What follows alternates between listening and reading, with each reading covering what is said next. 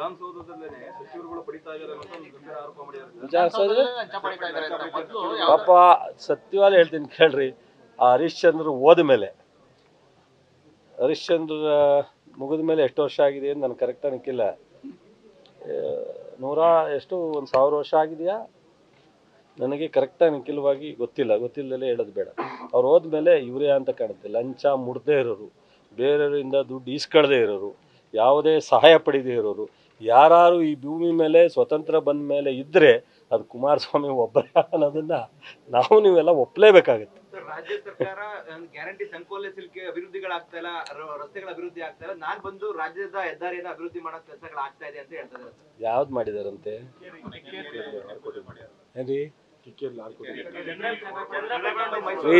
ಅದು ನಮ್ಮ ಸರ್ಕಾರ ನಮ್ಮ ಗೌರ್ಮೆಂಟ್ಗೆ ಕೊಡಬೇಕಾದಂಥ ಕೇಂದ್ರ ಸರ್ಕಾರದ ಒಂದು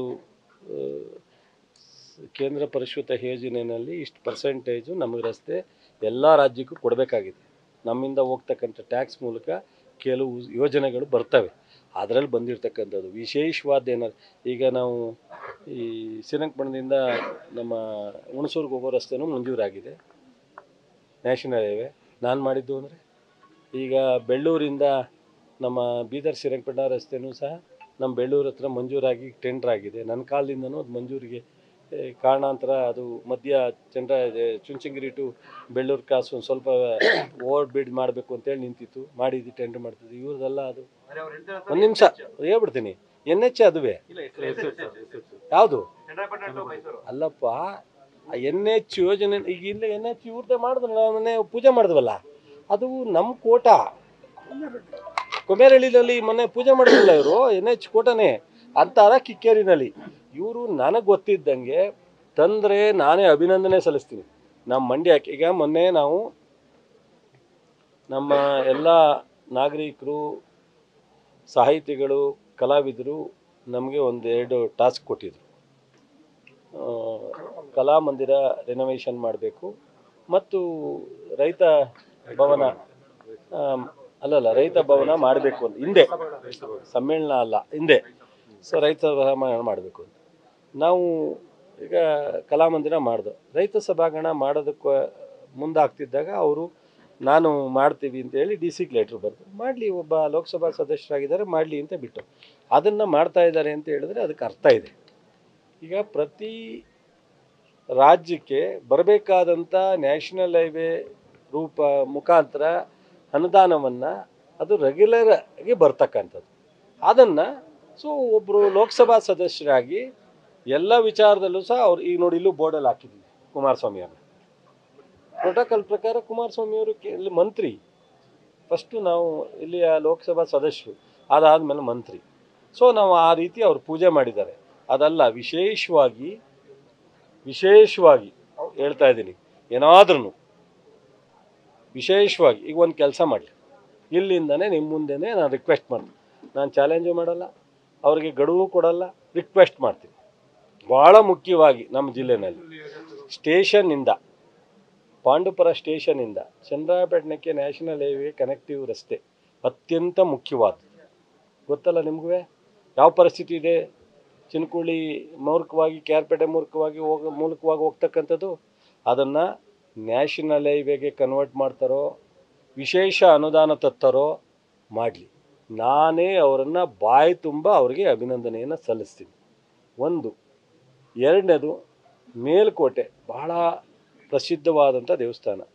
ರಾಮಾಂಜನಾಚಾರ್ಯರು ಪ್ರತಿಷ್ಠಾಪನೆ ಮಾಡಿರ್ತಕ್ಕಂಥ ದೇವಸ್ಥಾನ. ಪ್ರತಿ ವರ್ಷ ವೈರ್ಮುಡಿ ನಡೆಯುತ್ತೆ. ಅತ್ಯಂತ ಶ್ರೇಷ್ಠವಾದದ್ದು. ತಿರುಪತಿ ಥರ ಇಲ್ಲೊಂದು ಒಳ್ಳೆಯ ದೇವಸ್ಥಾನ. ಮಂಡ್ಯದಿಂದ ಒಳಲು ಮೂಲಕ KR ಪೇಟೆಗೆ ಮೇಲುಕೋಟೆ ಮೂಲಕ ಹೋಗ್ತಕ್ಕಂಥ ರಸ್ತೆ ಎರಡನೇದು. ಮೂರನೇದು, ಮಂಡ್ಯದಿಂದ ಬಸರಾಳ್ ಮೂಲಕ ನಾಗಮಂಗಲ, ಬಿಂಡನೂಲೆ ಮೂಲಕ ಕದವಳ್ಳಿ NHಗೆ ಸೇರುತ್ತೆ. ಈ 3 ರಸ್ತೆಯನ್ನು ಅವರು ನ್ಯಾಷನಲ್ ಹೈವೇ ಕೇಂದ್ರ ಸರ್ಕಾರದ ಅನುದಾನದಲ್ಲಿ ತಂದು ಮಾಡಲಿ.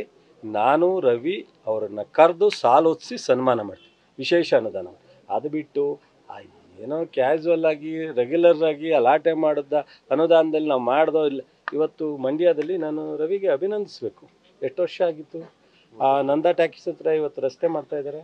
ಒಳಗಡೆ ಇವರು ಅಧಿಕಾರದಲ್ಲಿದ್ದಾಗ ನ್ಯಾಷನಲ್ ಹೈವೇ ಎಕ್ಸ್ಪ್ರೆಸ್ ಹೈವೇನಲ್ಲಿ ಪ್ಯಾರಲಲ್ ಆಗಿ ಟೌನ್ನ ಅಭಿವೃದ್ಧಿ ಮಾಡಬೇಕಾಗಿತ್ತು, ಯಾಕೆ ಮಾಡಲಿಲ್ಲ? ನಾವು ಸರ್ಕಾರ ಬಂದಮೇಲೆ ಒತ್ತಡ ತಂದು ನಿಮಗೆಲ್ಲ ಗೊತ್ತಿದೆ, ಆಕ್ಸಿಡೆಂಟು ಇದೆಲ್ಲ ಹೋರಾಟ ಮಾಡಿ ಗಲಾಟೆ ಮಾಡಿ ಮದ್ದೂರು ಟೌನ್ನಲ್ಲಿ, ಶ್ರೀರಂಗಪಟ್ಟಣ ಟೌನ್ನಲ್ಲಿ, ಮಂಡ್ಯ ಟೌನ್ನಲ್ಲಿ 150 ಕೋಟಿಗೆ ನಾವು ಗ್ರ್ಯಾಂಟ್ಗೆ ಬರೆದು ಹೋರಾಟ ಮಾಡಿ CM ಭೇಟಿ ಮಾಡಿ ಗಡ್ಕರಿಯವ್ರನ್ನ ತಂದು ಇವತ್ತು ಟೌನ್ ಒಳಗಡೆ ಆಗ್ತಾ ಇರ್ತಕ್ಕಂಥ ರಸ್ತೆ ಇನ್ನೂ 14 ಕೋಟಿ ವೆಚ್ಚದಲ್ಲಿ ಇವತ್ತು ಇದು ಯಾವುದೋ ಡಬಲ್ ರೋಡು ಅಲ್ಲೆಲ್ಲ ಟೌನ್ನಲ್ಲಿ ಮಾಡ್ತಾ ಇದ್ದಾರೆ. ಸಿಟಿನಲ್ಲಿ 70% ರಸ್ತೆಯನ್ನು ಮಾಡ್ತಾ ಇದ್ದಾರೆ. ಇವತ್ತು 100 ಕೋಟಿ ಇರಿಗೇಷನಲ್ಲಿ ಮಾಡಿದ್ದಾರೆ. ಇವತ್ತು ಅಲ್ಲೆಗೆರೆನಲ್ಲಿ ಬಾಕಿ ನಿಂತಿದ್ದ ರಸ್ತೆನ ಇವತ್ತು ಚಿಕ್ಕಮಂಡ್ಯ ಹತ್ರ ಮುಗಿಸಿದ್ರು, ಅದನ್ನು ಮುಗಿಸ್ತಾ ಇದ್ದಾರೆ.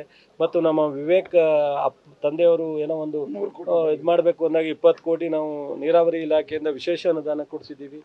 ನೋಡಿ, ಹೇಳಲಿಕ್ಕೆ ಹೋದರೆ ಸಾವಿರಾರು ಕೋಟಿಯನ್ನು ನಾವು ಬರೀ ಗ್ಯಾರಂಟಿಗೆ ಸೀಮಿತ ಆಗಿಲ್ಲ, ಅಭಿವೃದ್ಧಿನೂ ಮಂಡ್ಯದಲ್ಲಿ ನಡೆಯುತ್ತೆ. ಇನ್ನೊಂದು ಸ್ವಲ್ಪ ಈಗ ಘೋಷಣೆ ಆಗಿತ್ತು, ನಮ್ಮ ಕೃಷಿ ವಿಶ್ವವಿದ್ಯಾನಿಲಯ ಮಂಡ್ಯ ಶುಗರ್ ಫ್ಯಾಕ್ಟ್ರಿ ಘೋಷಣೆ ಆಗಿತ್ತು, ಅದನ್ನು ಕ್ಯಾಬಿನೆಟ್ಗೆ ಸದ್ಯದಲ್ಲೇ ತರ್ತಾ ಇದ್ದೀವಿ. ಅಂಥದ್ದು ಯಾವುದಾರು ಇವರು ಮುಖ್ಯಮಂತ್ರಿ ಇದ್ದಾಗ ಮಾಡಲಿಲ್ಲ ಅಂಥದ್ದು ಯಾವುದಾರು ಕೇಂದ್ರದ ಮಂತ್ರಿಯಾಗಿ ಒಂದಲ್ಲ 10 ಮಾಡಲಿಕ್ಕೆ ಅವಕಾಶ ಇದೆ. ಅವ್ರು ಭಾಳ ಪ್ರಭಾವಿ ಮಂತ್ರಿಗಳು, ಒಂದು ಪಕ್ಷದ ನಾಯಕತ್ವ ಇರ್ತಕ್ಕಂಥವ್ರು, ಮಾಡಲಿ, ನಾನು ಅಭಿನಂದನೆ ಸಲ್ಲಿಸ್ತೀನಿ. ನ್ಯೂಸ್ ಫಸ್ಟ್ ನಿರ್ಭೀತಿಯಿಂದ ನಿಮ್ಮ ಪರವಾಗಿ.